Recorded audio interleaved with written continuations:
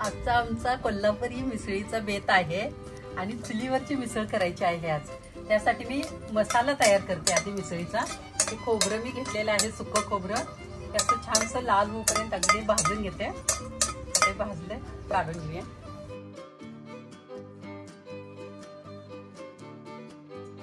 मसाला तयार करण्यासाठी 1 चमचा जिरे घेतलेले आहेत, मसाला वेलदोड 1 आहे, चक्री फूल 1 घेतलेलं आहे, एक केसर फूल 1 आहे, दालचिनीचे 2-3 तुकडं, तमालपत्रे आणि ह्या लाल मिरच्या, 4 लवंगा आहेत आणि 2 मिरे.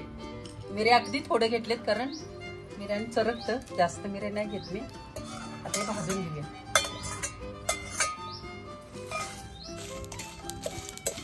कढई तापलेली आहे त्यामुळे मी जाळ कमी केलाय.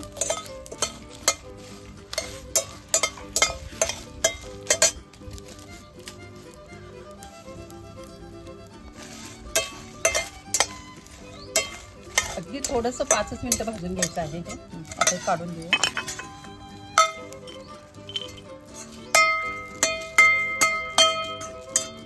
आता हे थंड झालं की मिक्सरला लावून घ्यायचं.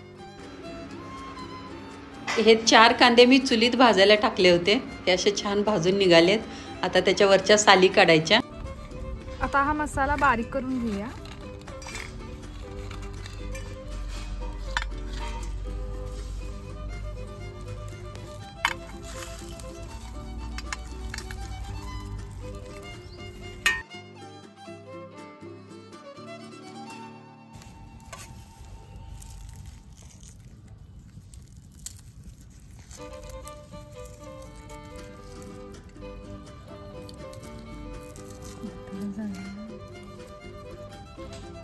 छान कांदा भाजलाय ना,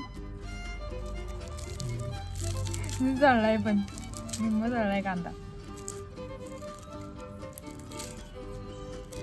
त्यामुळे थोडा झाला कांदा.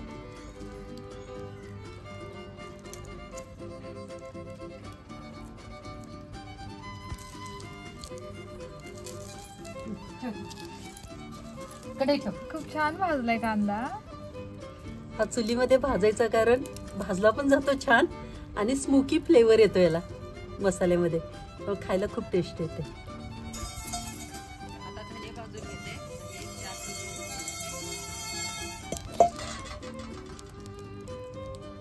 बस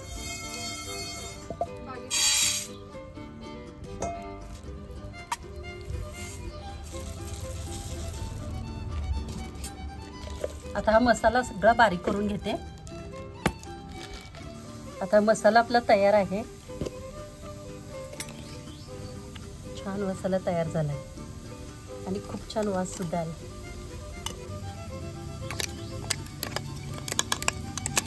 लसूण घेतलेले आहेत अगदी 2 गड्डे. लसूण भरपूर घ्यायचं मिसळ म्हटल्यानंतर.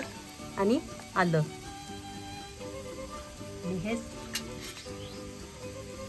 कांदे भाजलेले, कोथिंबीरच्या काड्या आहेत. तुम्हाला कांदा जास्त पाहिजे असेल तर आणखी कांदा घालू शकता, कारण चुलीत कांदा भाजायला घातल्यानंतर त्याचे 2-4 लेअर काढून टाकावे लागतात. मटकी मी शिजत टाकलेले आहे. छान मऊ शिजून तयार आहे मटकी.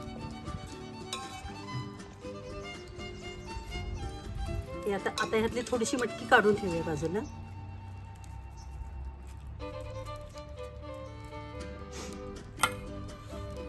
आता मटकी शिजून तयार आहे. आता फोडणी करून घेऊया. आपला ओला मसाला तयार आहे.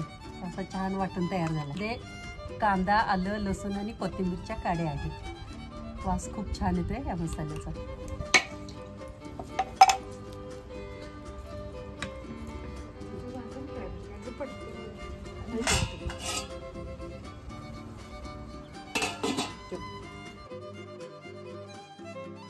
आता 1 वाटी तेल घालते. मिसळ म्हटली की कट आला पाहिजे आणि कट येण्यासाठी तेल भरपूर घालायला लागते.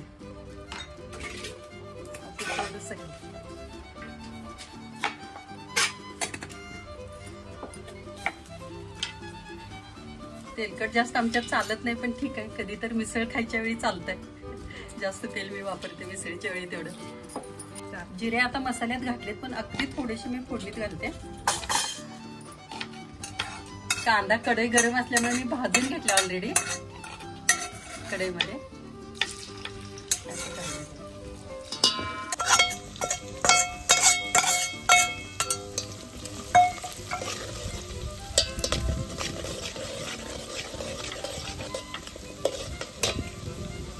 कांदा ऑलरेडी भाजलेला आहे, त्यामुळे जास्त भाजायची काही गरज नाही.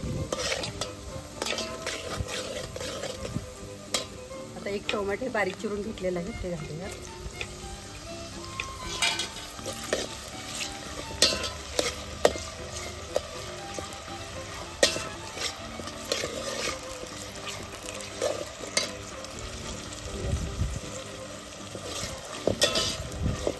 टोमॅटो चांगला भाजलाय.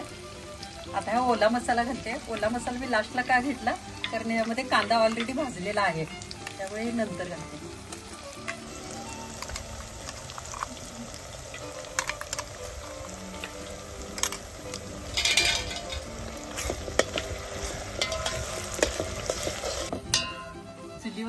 चुलीवरचं जेवण खायला तर छान लागतं, पण जेवण करताना कसरत असते. धुराशी कसरत करत करावं लागतं. आमचं पातेल जरा जास्त डान्स करायला लागलं चुलीवर, म्हणून त्याला पकडून ठेवलं पकडीनं. आता हा कोरडा मसाला टाकून घेऊया. कोरडा मसाला हा सगळा नाही टाकणार, थोडासा ठेवणार मी, कारण जास्त झालाय मसाला. एक 5-6 चमचे टाकले मी.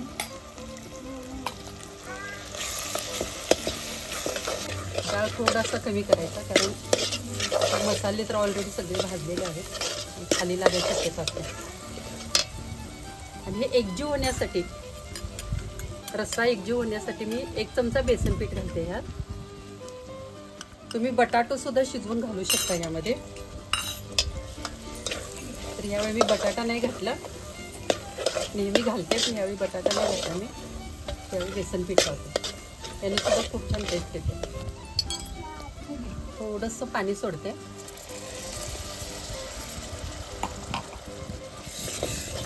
मसाला थोडा कमी लागायला लागला. चटणी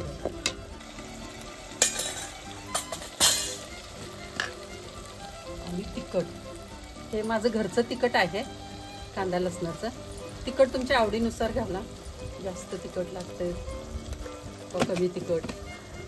मसाला आपला भाजून तयार आहे. शिजवलेली मटकी घालूया यामध्ये.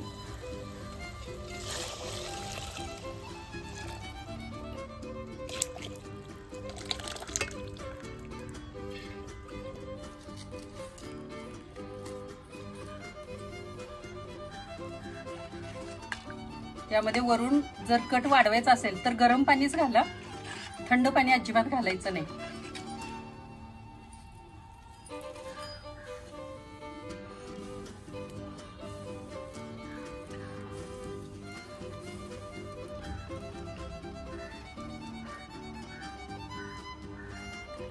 मीठ तुमच्या चवीनुसार. वाव, छान तर्री आल्या.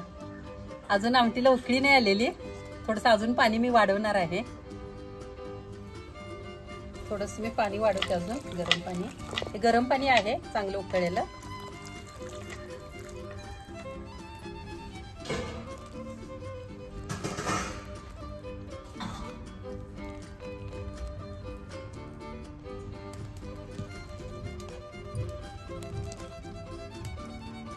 आता छान आमटी आपली उकळून तयार आहे.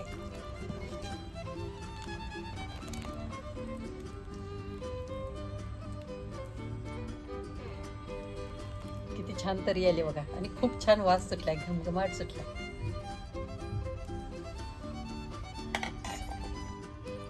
आता कोथिंबीर घालून घेऊया, भरपूर कोथिंबीर.